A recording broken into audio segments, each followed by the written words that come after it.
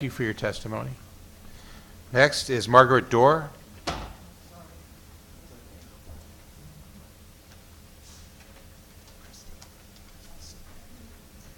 Okay, for the record, my name is Margaret Dorr, and I'm an attorney from Washington State, where assisted suicide is legal. In the fine print, our law also allows euthanasia. In the fine print, your bill also allows euthanasia. If I get time, I will tell you exactly why. Okay, first of all, it's been a little frustrating to me hearing today about all the hospice testimony for all these people who are near death. Your bill, our bill, is much broader than that. This is my friend Jeanette Hall, who was talked out of assisted suicide in Oregon 18 years ago. Okay, that's because, as explained by a couple of the doctors, the 6 months to live is determined without treatment. So without treatment, she had cancer that was going to kill her probably in about 6 months. But the doctor frankly twisted her arm and got her to agree to treatment. And anyway, I was going to give you this flyer, but your system wouldn't take it. Okay, also, diabetes, insulin-dependent diabetes is a terminal illness. It's listed in the Oregon report that's attached to I have a memo at, I call it a page A44 in the appendix. You can see that diabetes is listed as a terminal disease in Oregon. So the significance of that is that I've got an affidavit from an Oregon doctor, Dr. Toffler, that an insulin-dependent diabetic will live no more than a month without insulin, so they are therefore terminal.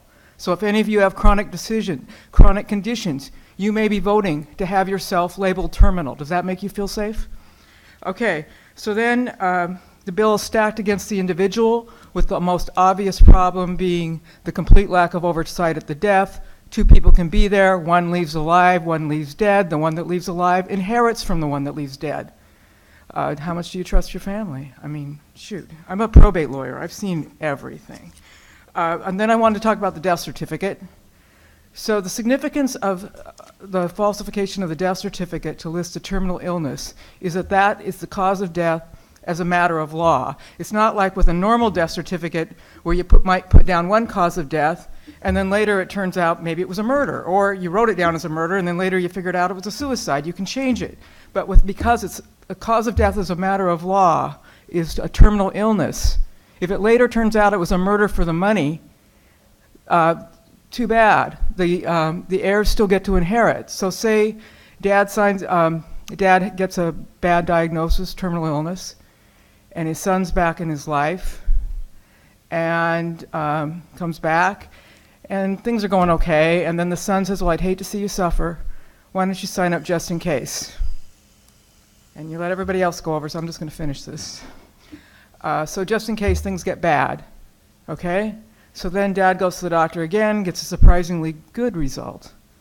Like maybe he's not going to die after all. So then the son is like, oh, gee, Dad, well, that's great. Oh, well, let's drink to that. 1, 2, 3, 4, 5. I got a special drink for you now. Put it all in, bottoms up. Dad dies. The death certificate is a terminal illness as a matter of law, and son gets the house. It's a perfect crime, and that's what you're passing. Questions or comments? Representative Cat. Thank you, Mr. Chairman. Thank you for your testimony on the death certificate. So in a situation where current law, where there's an untimely death that looks suspicious, is there a delay then on cause of death until the state's attorney's office reviews it? I don't know. Okay. But they can change it. The issue is it's not infallible. It's not set into law. I see. So under this, the way this is currently written, we are establishing it under law, and therefore you can't be changed. So there can be an investigation. In Oregon, we had a case where a guy called me and said that he'd been told that his dad had died in the second of 2 suicide parties. It had been a voluntary sign-up. I only know about voluntary sign-ups. But voluntary sign-up, anyway, he was told that his dad refused the first night, said, I'm going to bed, you're not killing me, everybody left. And then the next day, they got a call from the wife, oh, he's ready to do it now. And when they got there, the guy was drunk, bottoms up. That doesn't sound very voluntary. And then as a probate lawyer who's also done family law, I couldn't help but notice that the wife was 20 years younger.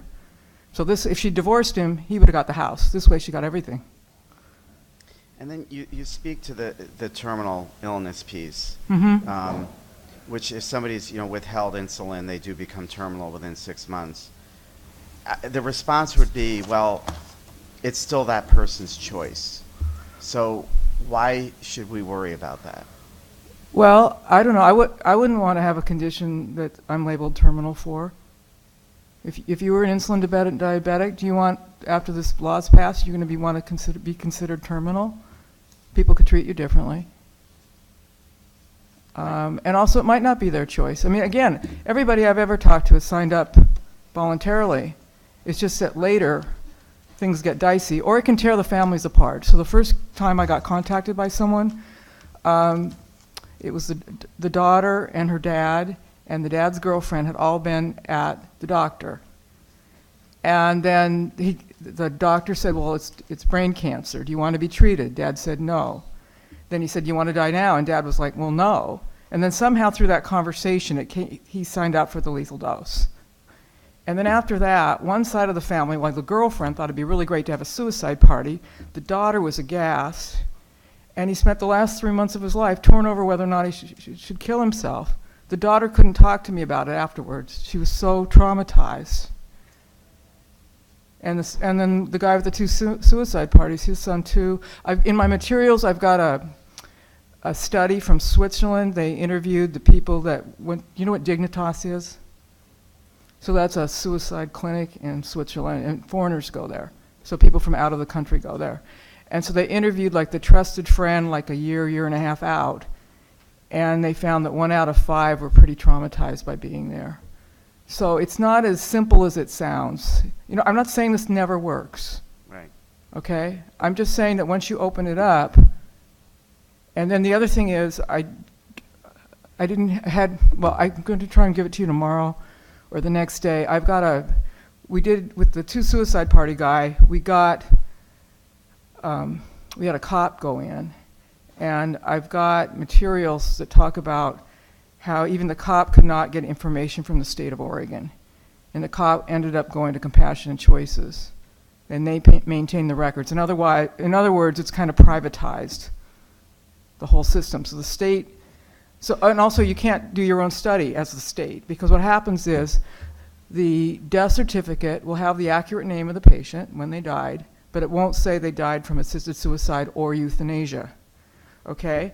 And then over here, so that's the death certificate, and then the state of Oregon, they keep statistics for their annual reports, but they don't write the names down. They don't even write the names down when they're doing the report. And so over here, you've got the name with the death certificate, but no accurate cause of death. And over here, you've got an accurate cause of death, but you can't link it to anyone. So you can't later, do a study like go talk to the family members. How's this working? You can't do that. That's a problem. Are there other bills out there that have data? A data piece to it? They're all the same. They're all like Oregon, Washington. So you'd have to make it that they write the names down and that they... So I'm going to try and get that for you guys tomorrow or the next day, and then I'm probably leaving. That's my tentative schedule right now. Thank you. I appreciate it. Any other questions or comments? If not, thank you for your testimony. Next up is Evangeline Bartz. Okay, one last thing. All the safeguards are not enforceable because of the accordance language. It's in my materials. Thank you. Evangeline Bartz,